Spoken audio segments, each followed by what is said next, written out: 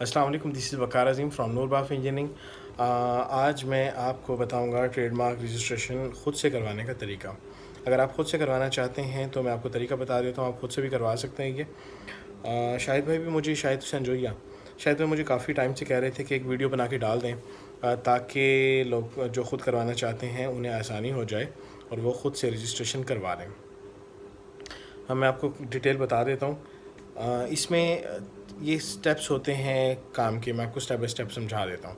सबसे पहले होती है इसमें सर्च। आप एक नाम सोचते हैं अपने ब्रांड का, अपने प्रोडक्ट का एक नाम सोचते हैं, उसको आपने पहले सर्च करना होता है आया कि ये पहले रजिस्टर तो नहीं है। अगर रजिस्टर है तो फिर वो आप नहीं रख सकते नाम, और ना आपको रखना चाहिए। ज़रूरी नहीं है कि एक्स्ट्राऑर्डिनरी फ़ाइट में पढ़ें और बिला ज़रूरत फ़ाइट में पढ़ें। आप इसके दो तरीके हैं। 300 रुपये का पे ऑर्डर बनवाएं, लाहौर, कराची, इस्लामाबाद या फिर पेशावर किसी सेंटर में जाएं। वहाँ जाके और आप अपना वो आपको 15 मिनट के लिए 300 रुपये का पे ऑर्डर जमा करवा दें। वो आपको 15 मिनट के लिए कंप्यूटर पे बिठा देंगे। 15 मिनट में आप जितने नाम सर्च कर सकते हैं कर लीजिए और आपको पता चल जाएगा कि आपका मतलूबा नाम अवेलेबल है या नहीं है। इसका दूसरा तरीका है TM11 इंटरनेट से डाउनलोड करें IPO की वेबसाइट से, और उसमें अपना लोगो लिखें या अपना नाम लिखें जो आपने ब्रांड का नाम रखना है, और 1000 रुपये का पे ऑर्डर साथ लगा के और ये भेज दें IPO के ऑफिस। वो बता देंगे आपको कि आपका नाम अवेलेबल है या नहीं है। 10 दिन में आपका रिज़ल्ट आ जाएगा। अगर आपका नाम अवेलेबल है तो आगे चलें।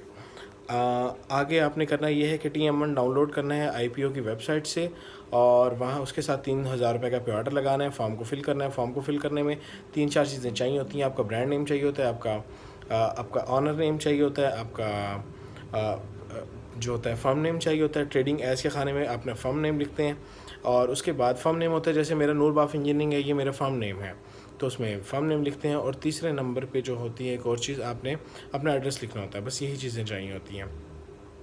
आप ये चीज़ें 3000 रुपये का पे ऑर्डर लगा के IPO के ऑफिस जमा करवा दें या डाक के ज़रिए भेज दें। 15 से 20 दिन में आपको एक एक्नॉलेजमेंट लेटर आ जाएगा। एक्नॉलेजमेंट लेटर का मतलब ये होता है कि आपकी एप्लीकेशन फ़ाइल जो है वो कंसिडर हो गई है। अब उस पर लिखा होता है स्पेसिफिकली कि ये काम शुरू करने का इजाज़तनामा नहीं है, लेकिन प्रैक्टिस यही है कि वो तकरीबन इजाज़तनामा ही होता है। आप उससे अपना काम स्टार्ट करें, और उसके बाद तकरीबन 3 माह के अंदर अंदर आपको एक ऑब्जेक्शन लेटर रिसीव होता है। ऑब्जेक्शन लेटर में होता ये है कि अगर आपका नाम किसी दूसरे नाम से मिलता जुलता होता है, या फिर आपके एप्लीकेशन में कोई कमी कोताही रह गई थी, तो उसके लिए वो भेजते हैं कि जनाब ये इसे सेट करके दें, या ऑब्जेक्शन लगा के भेज देते हैं। वो ऑब्जेक्शन आपने दूर करना है।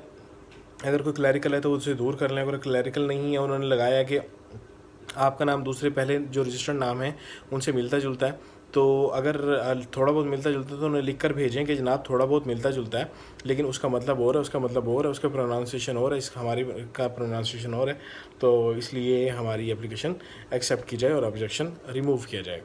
ऑब्जेक्शन रिमूव ये जवाब लिखकर आप भेज देते हैं IPO के ऑफिस वापस। IPO के ऑफिस भेजने के बाद ये ऑब्जेक्शन आपका अगर दूर हो जाता है तो एक्सेप्टेंस लेटर आ जाता है। अगर दूर नहीं होता तो वो कहते हैं कि आप पर्सनली आएँ, हेयरिंग पे आएँ, आके हमें समझाएं कि हम जो आपका ट्रेडमार्क है, जो आपने एप्लीकेशन फ़ाइल की है, उसे क्यों एक्सेप्ट करें। तो आप उन्हें फ़िज़िकली जाके वहाँ पे हेयरिंग पे जाना उसे कहते हैं। हेयरिंग पे जाके आप उन्हें रजिस्ट्रार साहब को कन्विंस करने की कोशिश करते हैं, कायल करने की कोशिश करते हैं कि सर हमारा ट्रेडमार्क इस वजह से एक्सेप्ट कर लिया जाए। अच्छा, ओके हो गया, वो एक्सेप्ट कर लेते हैं। वो एक्सेप्ट करने के बाद ये करते हैं, एक्सेप्टेंस लेटर जारी होता है वहाँ से IPO के ऑफिस से, और 3 माह के लिए तो एक गज़ट होता है। हर माह IPO का गज़ट इशू होता है, उस गज़ट में छपता है।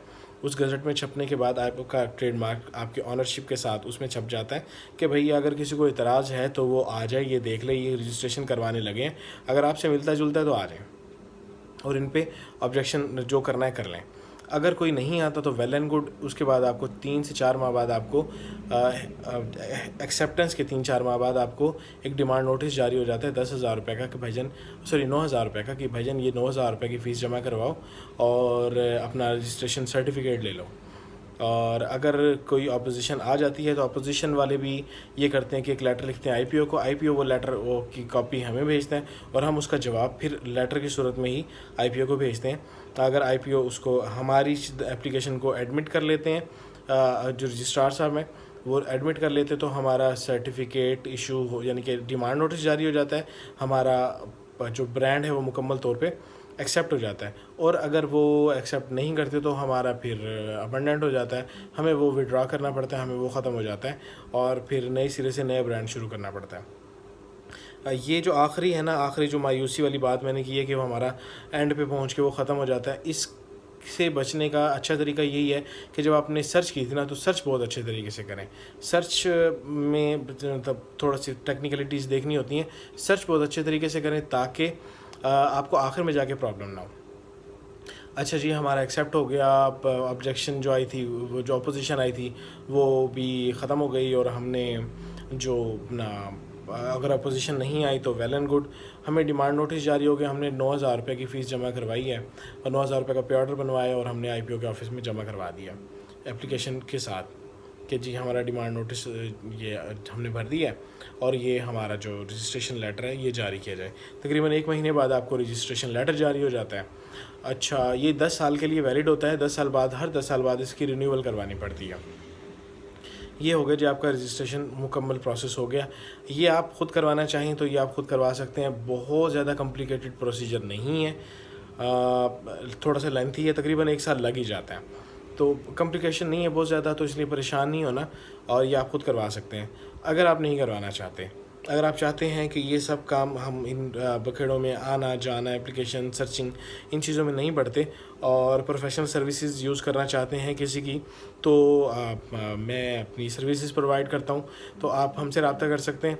तो हम ये इसके हम लेते हैं 40,000 रुपये, ये 3 किस्तों में लेते हैं। 15,000 रुपये एप्लीकेशन फाइलिंग के वक्त, 15,000 रुपये जब ऑब्जेक्शन आता है उस वक्त, और 10,000 रुपये फाइनल्स में जब डिमांड नोटिस आ जाता है। आप ये 40,000 रुपये इकट्ठे देना चाहें इकट्ठे दे दें, 3 किस्तों में देना चाहें 3 किस्तों में दे दें। इस पे हमें दोनों चीज़ों पे कोई एतराज़ नहीं है। तो मेरा नंबर है 0300 633 9721, 0300 633 9721। अगर आप हमसे रजिस्ट्रेशन करवाना चाहें तो रब्ता कर लीजिएगा, और अगर ख़ुद करना चाहें तो ये प्रोसीजर है।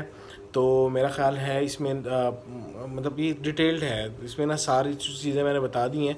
अगर मज़ीद टेक्निकलिटीज़ में जाएँ तो वो इतनी डेप्थ में है कि वो इधर समझाना मुमकिन नहीं है। वीडियो देखने के लिए शुक्रिया। उम्मीद है कि आपको ये वीडियो पसंद आएगी, क्योंकि ये काम की वीडियो है। आमतौर पे मैं अपनी मशीन्स वगैरह की वीडियोस बनाता रहता हूँ, लेकिन उसमें वो नॉलेज नहीं होता, इसमें नॉलेज है, तो ये शेयर करें। और मैं फ़र्स्ट टाइम कह रहा हूँ, मतलब मेरा चैनल है नूर बाफ इंजीनियरिंग के नाम से, इसको भी सब्सक्राइब कर लीजिए। बहुत बहुत शुक्रिया।